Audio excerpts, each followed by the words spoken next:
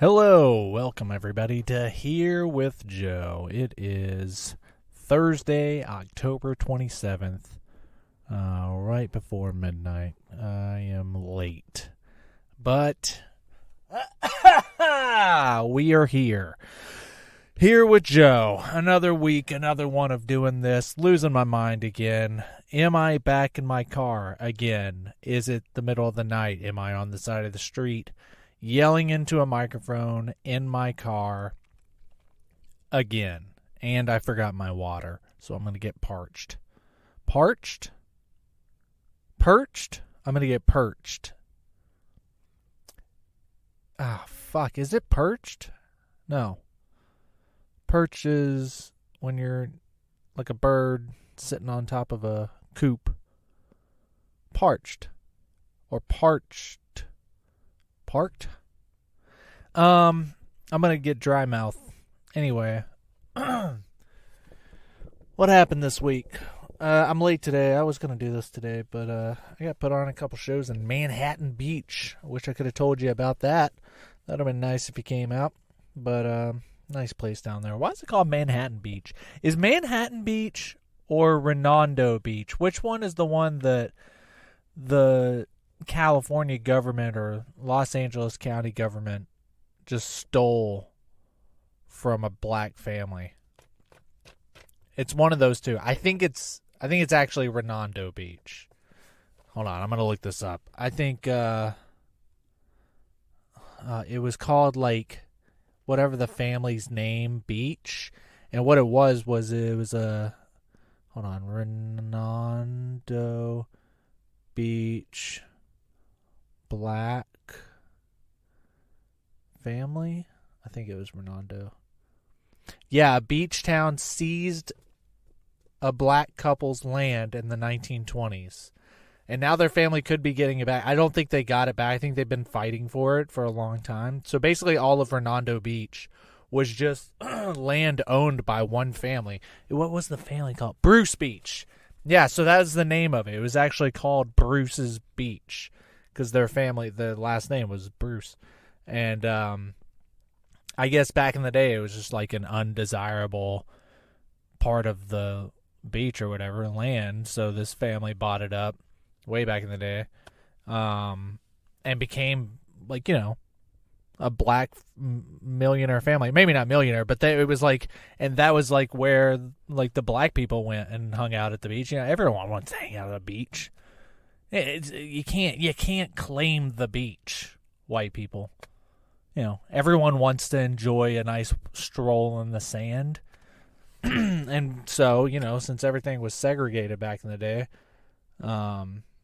this family like owned that beach, and they had like, they probably leased out, you know, little restaurants and shacks and stuff so people could have little family vacations. And at some point, the government was like, you know what? That was a great investment you did. You did a good job. You really pulled yourself up by the bootstraps and came up with something good. We're going to fucking take it. But yeah, we don't like this. We want this money. How often in our history has that happened? Wow, I really just went right into it, didn't I? Just right into anti-government. I mean, it's true. Nothing I'm saying is false, but, you know, fucking, let's ease into it, Joe. You're in your car yelling into a microphone with headphones on. If someone walks by walking their dog at midnight, they die. What? These are your neighbors. See, I'm getting perched. Okay. What happened this week? What is going on? I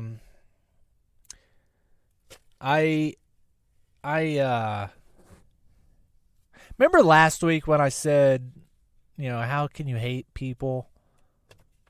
You know, whenever there's things that you could hate more. Yeah, I can hate people.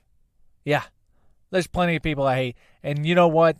Number one at the top of my list is local politicians. People, not like, you know, politicians in general, they suck in general. Man, I can't talk without fucking water. Are you kidding me? In general, politicians suck in general, okay? They, we all know that. But the local politicians, the ones that at the same time don't matter at all, but as also at the same time are the most important and impactful to your life, these people fucking suck. Because they don't want to do that job. No one wants to do the job of the city council. That's a stepping stone into whatever you really want to do. Or you're doing it because you're friends with all the local business owners and you're like, all right, I'll be the fucking guy. I'm not making money doing the actual city counseling. I'm making money from kickbacks from you guys. And I'm going to move into being, after I put my time in here, I'm either going to run for other office, more important office with more power, or I'm going to work for you guys more directly and be, now that I've made all the connections here, I'll be your lobbyist. I'll come in here and hang I'll fucking put my shit in for you. Slimy. Just the slimiest, sleaziest. And those are the ones that impact your day-to-day life. That's actually the most important thing you can vote for. Is city council, mayor, local government bullshit. I don't like that we vote on judges. Can we stop voting on judges? Let's put our efforts into voting the right people to elect judges. I'm not qualified. Stop asking me to pick a judge. Stop asking me to pick yes or no on if kidney dialysis patients. What even is the thing? It comes up every fucking 2 years. And it's like, do you want kidney dialysis patients to die or not? Vote yes if you do want them to die. Vote no if you don't not want them to die. Stop asking me. I'm not qualified. The only things we should be getting propositions for is shit that like, hey, you know what? Should weed be legal? I think that should be a state issue. If 80% of the people in Alabama don't want to smoke weed and don't want it to be legal, then boom, it's not legal in Alabama. That's fine. And if it matters to you so much, move to somewhere where it is legal. That's not a civil rights issue. That's just, that's a preference. So yeah, ask me, that should be propositions. Don't ask me if gay marriage should be allowed. That's a civil right. We shouldn't be voting on that. That was a fucked up thing back in the day. Thank God it passed. Ask me shit like, should we do this? Gambling. That's a good one. That's going to get passed. The sports gambling. Hell yeah. Can't wait to ruin my life. Anyway, back to local politicians. Garbage. Garbage. And I mean that literally. Actual garbage. It's a fucking election year. And every goddamn election year, these fucking assholes are littering our streets. The outside of our apartment looks like a fucking landfill because do you think I'm voting for you because you're putting 80 flyers in my mailbox every day? Every day. Our mailbox is stuffed to the fucking brim. Our mailman got mad at me because I didn't check the mail a couple days in a row, and he was like, I can't fit any more shit in your thing.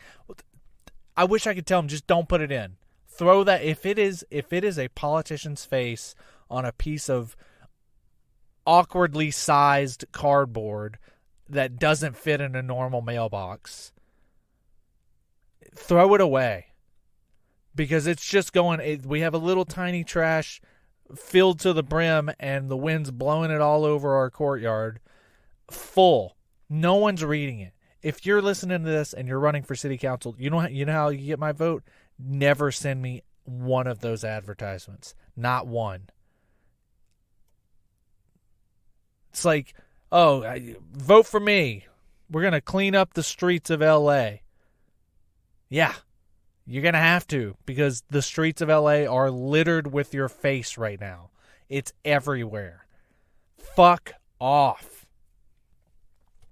Anyway, I voted for Ben Savage, Boy Meets World. He's running for city council here. No idea. You know why? I have no idea what his platform is. I'm sure he's a fine guy. I met him the other day. He happened to be at the bar. Yeah, I met this. I wonder if he was doing that. He was like just hopping into every bar, be like, "Hey, I'm Bill Savage, running for city council." He didn't mention it, but I knew he was. I voted for him. I haven't seen one picture of him in the pile of filth around our mailbox. He got my vote. That's it. It's the only person I'm voting for. That, and you dated Topanga. You get a vote for that for sure. Mr. Feeney. It's a great show. That was a good kids show. TGIF. Damn, I miss TGIF. TGIF was, I didn't have cable growing up. I didn't have 1,000 channels. I had 5 channels: ABC, NBC, CBS, Fox, and if it was a nice clear night out, it had to be late at night, and it had to have rained the day before, so like all the clouds were like cleared out. And something about rain always made, I should look it up. Something about rain would make the antenna catch further waves. But if it was a nice clear night out, I would get UPN, which is now both the UPN and WB. WB would be like once in a blue moon, and it had to be like 4 in the morning or 3 in the morning for me to get it. I don't know why the late time made it change, but it would have to be super late that we would get WB. But UPN, now that's the CW. UPN and WB joined forces and became the CW. It's not important. That's not an important part of the story. Anyway, I only had 5 channels, and we had a big family. We lived out in the country, immigrant family. My dad, my mom cooked every night. We always had home cooked dinners and stuff like that. But on Friday nights, I was the youngest. Usually the older kids were going out somewhere. Maybe they're at a friend's house. My parents, maybe they're going out. Friday nights, Ma's not cooking dinner. I'm making, and I was happy with that, because that meant Friday nights I'm getting a lean cuisine or one of those microwave Chinese food things that look like the Chinese food in sitcoms with the little fucking carton, and you could have chopsticks even though I didn't know how to use chopsticks and shit like that, but you felt like you were living in Seinfeld's apartment. Pop one of those into the microwave when mom and dad are out on a date. Sit on your ass at 7 p.m. and you got TGIF on ABC. That shit was fucking money, dude. Urkel, Family Matters, Boy Meets World. I grew up with Boy Meets World. That guy, Ben Savage, was a kid, and then he was in college. It was it was the whole length of TGIF. Family Matters, Boy Meets World, Step by Step, and there was one more. The run of shows changed. There were some different ones that would pop in and out. You know what? Actually, there was always one show that would start off on TGIF, and it was like a tester show, and it would last a few episodes and then it wouldn't go, or it would become a big hit and they would move it to another day. I think Two Guys, a Girl, and a Pizza Place was that. I think it was called Two Guys, a Girl, and a Pizza Place on TGIF, and then when it popped off, they changed it to another night, and I think they just called it Two Guys and a Girl. Ryan Reynolds, that's when he first came out. I think Ryan Reynolds is the reason guys started doing frosted tips on their head and doing the spiky hair in the late 90s going into the 2000s. I think that's why that show popped off. Man, fuck Ryan Reynolds, dude. Ryan Reynolds is the most he is like a robot. I think he's an algorithm. I don't think he's a real person. And I think he only is on screen. I think he's CGI because no one is that charming, that attractive, and that funny. Like, he's actually funny. He's not like, oh, this guy's attractive and he said something that made us all smile. Usually that just means you're charming. That's usually what that is. You're not actually funny. This guy's actually funny? What the fuck? You can't compete. I don't get it. And apparently he was born balls rich. Like, he was already rich. I mean, I know that's a story for a lot of people, but a lot of people in Hollywood, but has he missed yet? He owns like 8 companies and they're all doing great. He's invested his money well. He's got a gin company. He's got a mobile cell phone company. He's got a fucking... Oh, fuck. He's got something else. He's got Mint. He's got Aviation Gin. He's got something else. And then now he bought that soccer team in Wales. I know I've talked about it. That show is fucking incredible. I want to follow along because right now is the season. So the TV season just ended, but that was based on last soccer season, and now the current football season is happening.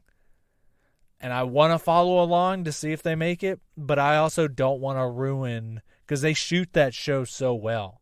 They shoot it really well, like to where you really, like, it's very suspenseful. You don't know if the team's going to win, if someone's going to get hurt, if, like, they're going to make it out of the league or whatever. It's really, like, at no point are you watching and you're like, yeah, I already know what's going to happen. Like, they really do a great job of shooting it, and I really enjoyed that ride. So I don't want to watch the games or follow along, but at the same time, as a sports fan, I'm like, I'm in it. I like this team. I like Nick Mullen is their big guy, their big star. It's like I'm into the team, and I want to watch and follow along, but I don't want to ruin the season. Anyway, where the fuck? How did we get here? Word salad. That's what this is, though. That's the whole point. Just follow along as I just talk into an abyss, screaming on the side of the street. I don't even know how the fuck did I get there? What was I even talking about? City Council?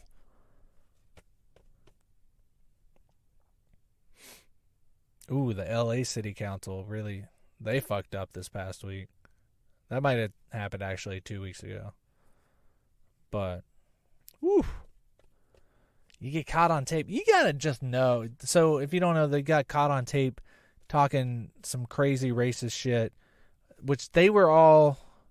It was a weird one. It was like 2 Hispanic city council members talking about, like, a white city council member who's gay, and they were talking shit on him, like, oh my God, he's so annoying, he's so woke, he's so whatever. But then they started talking about his kid, and his kid's a black kid, he's like adopted. And they were, at first, I haven't listened to the whole thing, but like at first they're talking about him like, man, he fucking like brings his kid around like a trophy, like a whatever. And at first I was like kind of following along. I'm like, all right, this isn't that bad. Like, I'm sure they work with the guy. They know the person more than I do. And if it's like 2 people saying, I can't stand this person, hey, maybe this person kind of sucks. Who knows? I'm sure he's a city council person, so he's got to suck a little bit. I'm sure he fucking litters people's front yards with garbage. But, they're talking about, like, he's so, like, woke. He's always trying to, like, posture. And I'm following along with that. It's like, I get it. Like, you work with this person, they probably suck. Everyone, people suck. All right? Whatever. And then they're talking about how, but then they start talking about his kid and talking about like how like he's like waving this kid around, and it's like still kind of following along. Like maybe I could see that. You know, people that like adopt a kid, they're always talking about like how like it's not a fucking rescue, dude. Like, you know, talking about it like that. I could see that, but then it takes a deep turn. Then they start talking about the kid because she's black, I think. I think it's a girl. And then they start bringing up like, oh, he's carrying around like a monkey, and it's like, whoa, dude, whoa. And you're at work. I know you're a politician, and politicians are all about like talking to shit, but it's like, dude, exactly, it's in the name, politics. Like this whole PC thing is like, you know, okay, fine. If you want to be on the side that you're like, hey, we don't need to all be all politically correct all the time, you know, all right, fine. I can hear that. I can listen to that. Yeah, I think a lot of the world is a little too PC. But you know who does need to be politically correct? It's in the name. I'll give you a hint, you know? Politicians, maybe. Maybe you guys should still be the thing that we created that term for. Politically correct. You're a politician. Why don't you fucking chill? You don't need to be making the jokes, all right? You're not qualified, and quite frankly, no one hired you to do it, all right? We hired you to do a fucking job and be fucking civil. You know that word? You work in the civil world. No one knows who recorded them talking, but you're at work, dude. That's like number one rule. Or not like number one rule of thumb is if you're at work, assume people are listening. You ever work at a big like corporate job, like a big corporate job where like they give you a computer and on your first day people are like, hey, don't fucking use this computer for anything but work because motherfucker, they're watching, okay? They own this computer. Don't fucking get on Slack and start a little like a direct message with someone talking about how much like you fucking hate this person or that person, because guess what? They're going to see it, and you're going to get fired. It happens. All right? And should you have a sense of, a reasonable sense of privacy when you're just talking some shit in the room with someone? Yeah, you should, but it ain't guaranteed. All right? Especially in a fucking government political job. If I worked in politics, I would like... First of all, I would kill myself because fuck that. But you got to assume someone's looking for dirt on you at all times. That's the whole game. And this recording happened last year. It happened almost exactly a year ago. So someone's been holding on to this for a year. So they knew this was coming out. Like the two people on the tape, they knew it was coming out. Guaranteed this was a bargaining chip for something. You have to know. That's why I always hear about like when you always hear about like a politician's getting caught fucking a prostitute or fucking the like whatever, or not even a prostitute, like cheating on their wife or something like that. Dude, you have to know. First of all, you're all hideous. All right, nobody wants to fuck you. Nobody wants to fuck you. Ain't a fucking politician in DC. Like even the hot ones, they're hot because they're surrounded by trolls. They're surrounded by the fucking weirdest looking people on earth. Second, where they like politicians are like local newscasters that like look a little more normal. But then you see them in real life and you're like, whoa, dude, your face was made for TV. And I don't mean that in a good way. I mean that like it needs to stay 2D. You look weird in the 3D situation. Someone's parking behind me and they're going to see me talking to the microphone and it's going to be weird. But yeah, politicians a lot of time they're weird looking people, and you gotta know if a hot 10 is coming to you and like hitting on you hard, and like all your jokes are landing with her, and she's like, hey, I'm in town for the night, do you want to come back to my hotel? And you're like, man, I've had a few drinks, and you know what, man, this chick's really into me. And you go back to her hotel, you gotta know that's a fucking setup, dude. You gotta know. Nobody wants to fuck you, dude. Especially not her. Yeah, that's a car closing their doors behind me. If anyone hot is even talking to you and you're a politician, if anyone gets a conversation started that could be considered kind of offensive and could quote unquote cancel you, you gotta know. All right?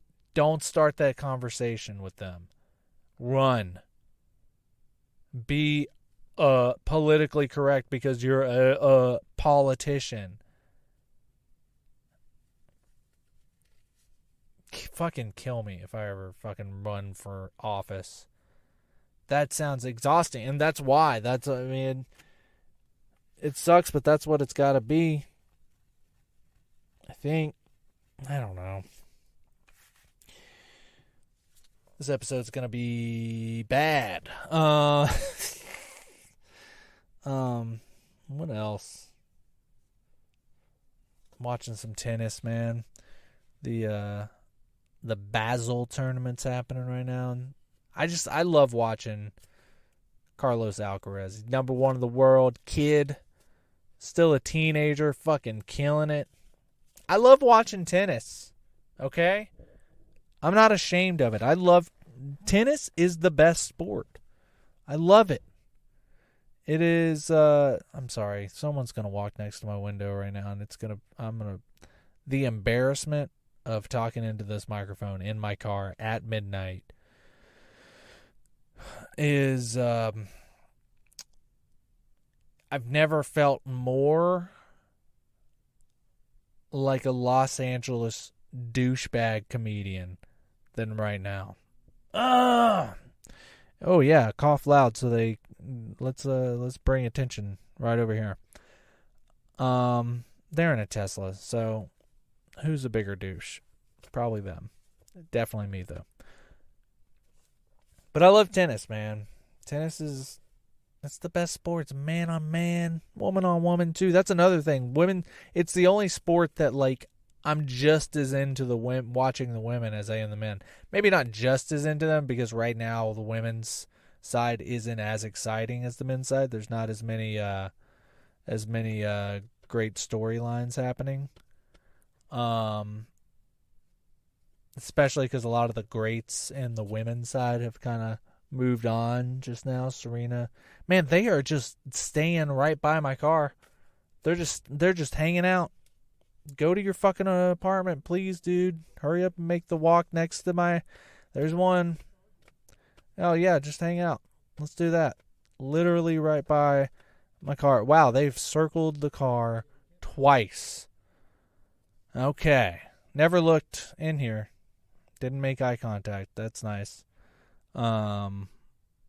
All right. And they're back at their car again. Wow. What is the problem? What are we doing? Walking, and gone. Thank Jesus Christ. That lasted way too long. Like, I was trying to give a play-by-play, but, like, you're not going to believe what just that. Like, the amount of times they made a circle around my car, like I was they were fucking sharks. They're walking around. These people are insane? They're walking back. Are they lost? Are they looking for an apartment? They don't live here. And he's walking weird. He's kind of walking strangely. He's running away now. What the fuck is happening? They are acting crazy like meth heads, but they just pulled up in a Tesla. So, okay, they're gone. That was wild. Anyway, love tennis. Yeah, tennis man on man, dude.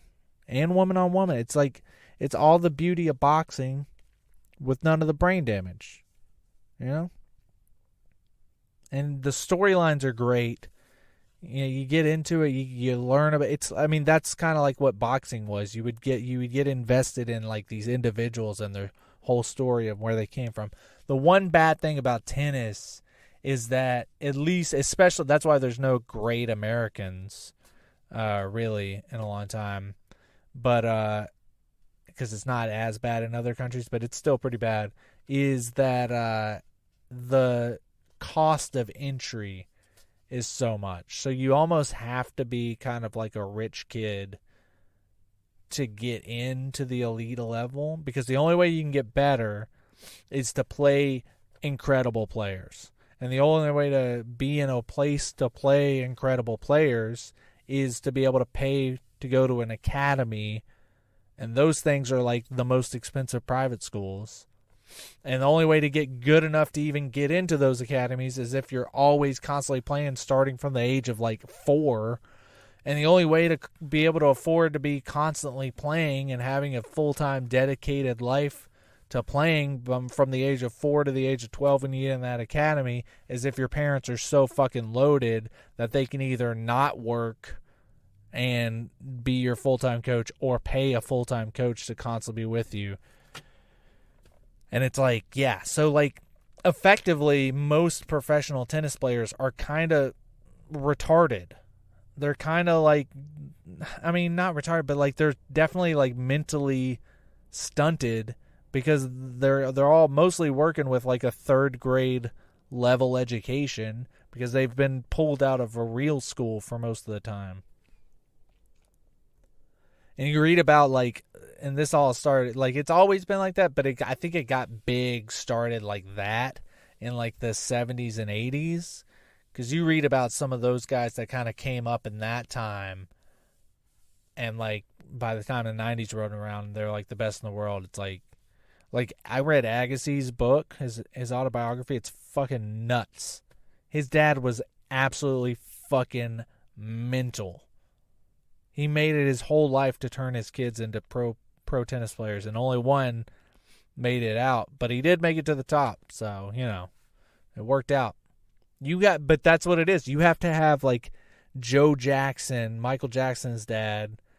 You have to have, like, Joe Jackson's level of, like, psychopath dedication to ruining your kid's life in the hopes that they're incredible. I mean, that's kind of what like Serena Venus's dad did, but he seemed to be like a really good guy doing it.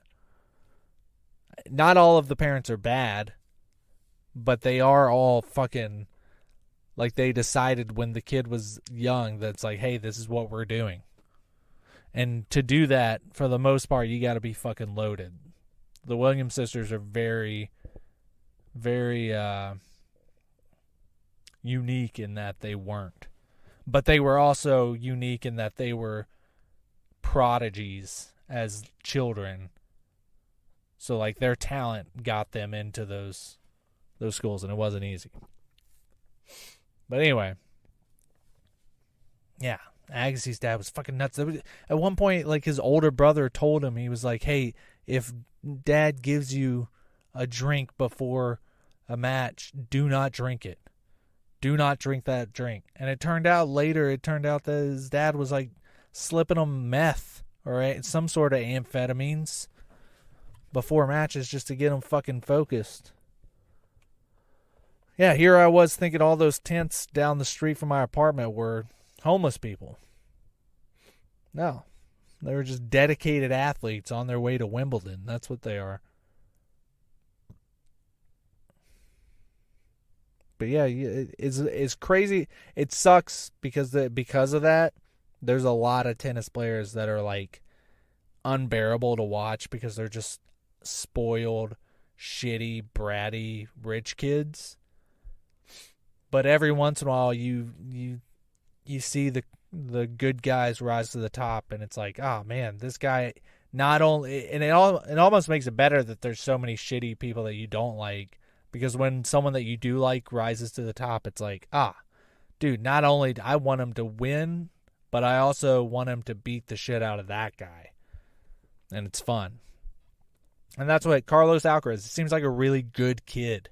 He's kind of more like how Rafa Nadal is, like, where it's just like, and they're both Spanish, and it's like kind of like he's got this like old school, like classic athletes mentality. Like, hey, it's all about the game. It's not about getting hyped up with all the fame. It's about going out there and fucking winning the fight. He's got a very like zenness to him. I wouldn't say he's quite at the level. Well, obviously he's not. They're the greatest of all time. But like Federer, Nadal, they are that on like a Bruce Lee, but like Bruce Lee character level. Like not even like the real Bruce Lee. Like a character that Bruce Lee would have played in a movie. That level of like fucking zen athlete. Federer was more of like an artist. Federer's like came in, he changed the game, and he was like perfect at a different level than anyone that had ever been before. And he did it so beautifully. Like he's like a savant. He was born to play tennis the way like Gretzky was born to play hockey. And then Nadal came in and he was like a pure athlete, like pure, like also incredibly technically gifted, but realized that Federer was this like level of perfection that had never been seen before. So he had to like pull in all the mentals to be able to like rise up. He's almost like a Rocky Balboa character. No, I would say he's like Bruce Lee. He's more of like a Bruce Lee because he brings in like the mentals to his perfection. Like Federer's Federer. He's like perfect, never been done. And then this Bruce Lee character comes in. And then Djokovic comes in, and he's like the third stepchild, and he realizes like he's never going to win any of this shit unless he just fucking turns into a machine. He's got to be perfect. He can't just be perfect on the court. He's got to be perfect off the court. And it kind of makes him a miserable person, which kind of makes him into more of the heel. This is more just like the storyline of it. He's kind of the heel of the three. And they're the best of all time. It's basically, tennis for the last 20 years has basically been like if we could have had Michael Jordan, Magic Johnson, and LeBron James all playing at the same time. Or if you could have had like, I mean, football kind of had it. I don't know, but it's like just like the greatest of all times, all at the same time playing, just absolutely dominating, wasting away so many guys' careers. There's two generations of tennis players, both considered lost generations because of guys that like were incredible tennis players, some of the best in the world, like the best in the world. Would have in any other era won multiple Grand Slams, and they fucking came and went with nothing because those three guys just won it all. So, yeah, I fucking like tennis. Nothing's funny today, I'll tell you that. This is not a funny one. How much time are we at?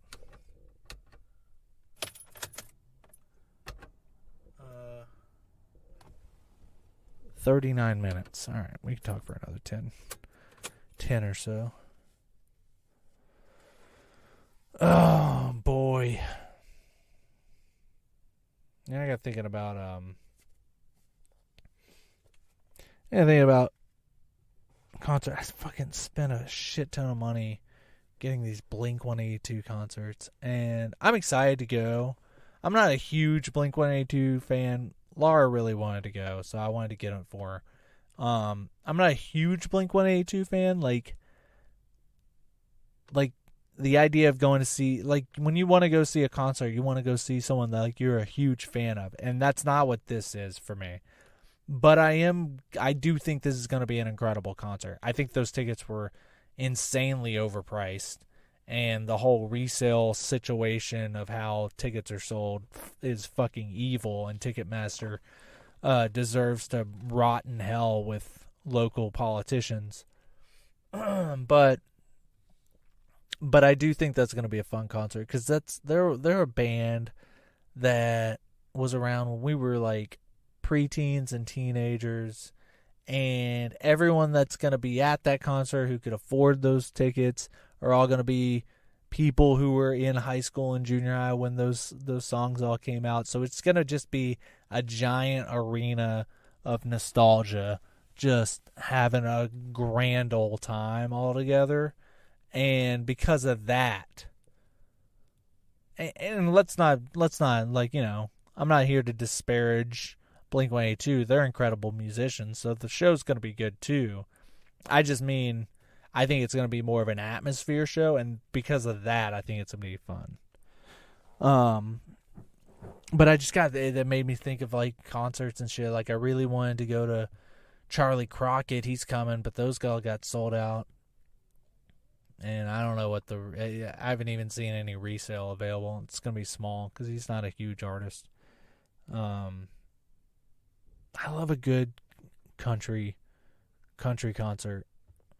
Country bands are probably the best musicians.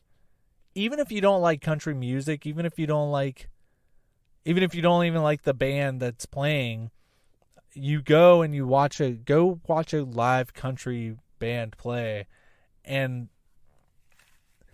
most of the time the musicians are the best musicians. Like, I almost wish they weren't singing, because sometimes like the singing kind of fucks people up with country music.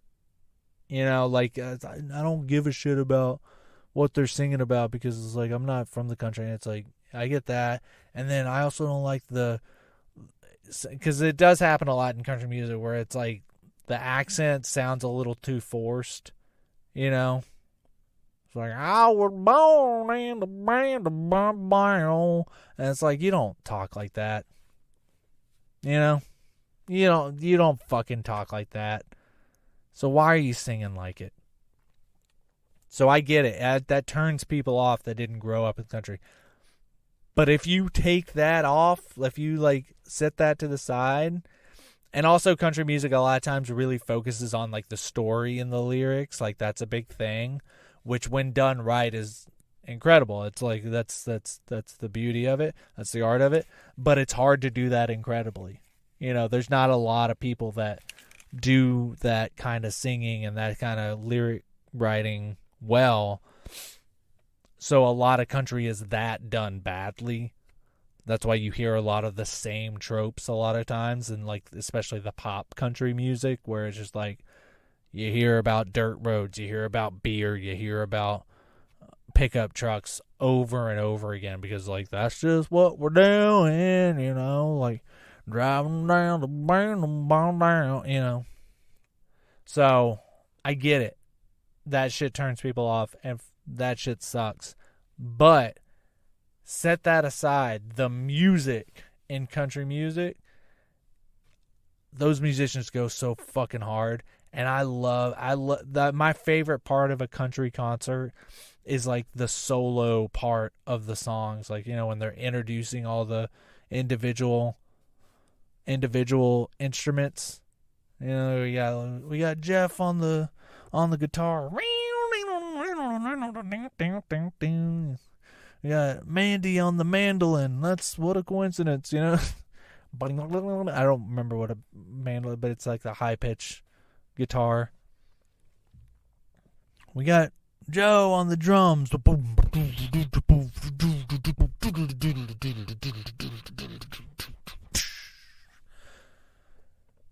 My favorite part of those songs is when we have to pretend like the bass has as cool of a solo as the rest of the band. You know, because after they introduce every person, you know, like we got Cliff on the fiddle, and people fucking lose their fucking minds. People lose their minds for the drums. People lose their minds for the guitar and the mandolin and the dobro, everything. And because of that, we all have to pretend to lose our mind when we introduce Jeff on the bass, and he does the exact same solo that every bassist in the history of bass playing has ever done. They try to amp it up, but it's the exact same one. It's like, we got Jeff on the bass.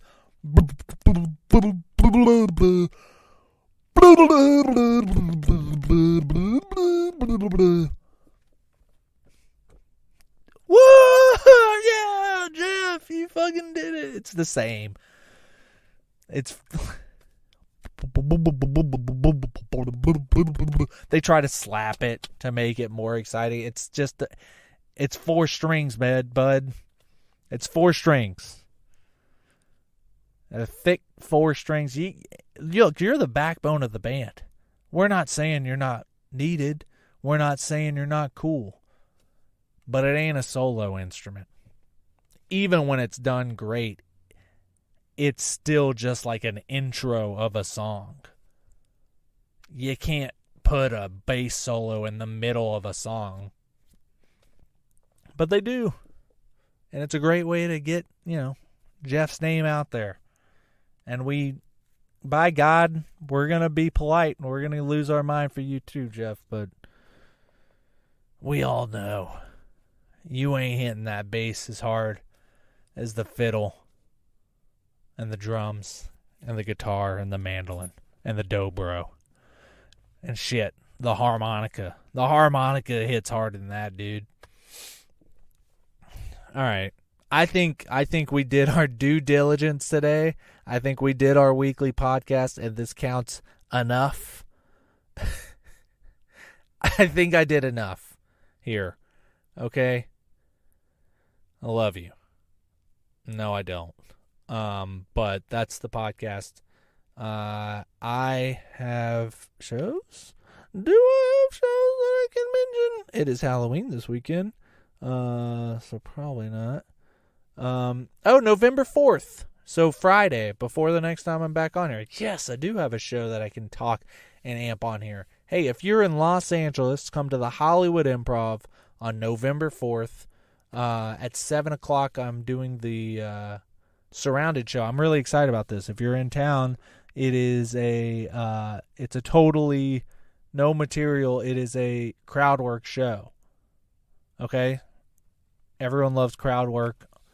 I'm not a big fan of all the crowd work videos going around online. Like, that's becoming a little too saturated. But this show is really fun because you kind of come in, and it's called Surrounded because the crowd is all around. It's like, instead of on stage, they turn that room into like a in the round room.